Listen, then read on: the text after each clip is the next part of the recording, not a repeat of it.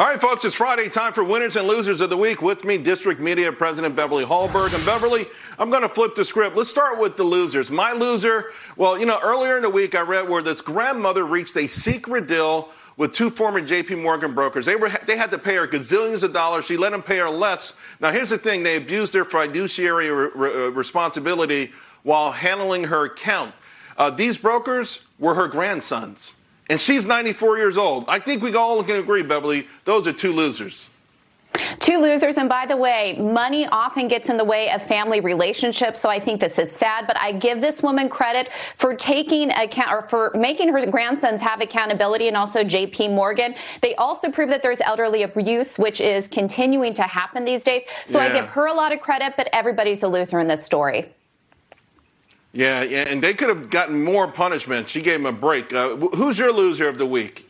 My loser is LeBron James, and the reason is he decided to tweet out about the tragic Columbus shooting before he got all the facts, decided to put up a picture of the cop who did end up shooting and killing a young black girl, but she was in the response of trying to stab another black girl. He put on his tweet, he said, "You're next, #accountability." That tweet was removed, but there was very little apology, if any at all, and I think it shows us that all of us have to be careful to find out all the facts before we tweet. There's a time to be contrite and say, listen, my passion ran ahead of me. I was wrong. I shouldn't have done that, instead of compounding it. Okay, my winner for the week, I think hands down, Elon Musk and SpaceX. You saw it this morning, the launch, the astronauts, including two Americans, by the way, to the International Space Station, four veteran astronauts, starting a 6-month research mission, their goal to improve medicine on Earth. Elon just killing it. He just keeps doing it over and over again, Beverly. Now, I want to help you. And let me toss to your winner, because we're going to run out of time. It's a Georgia mother. This is your winner, blasting a school board for forcing her kids to wear masks. And I want everyone to take a listen to this.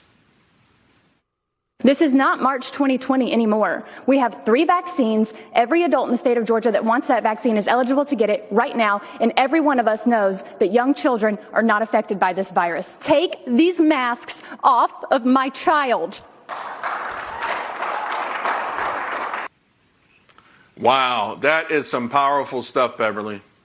Yeah, an effective communicator right there. And by the way, she's speaking up not only for her own child, but other children across the country who, if they're allowed to go to school, are still being forced to wear masks. She's following the science, and she's speaking up regardless of whether or not she's going to get pushback. So I put her up there as the winner of the week for being bold enough to speak out. And I hope it encourages all of us to speak out when the science is clear.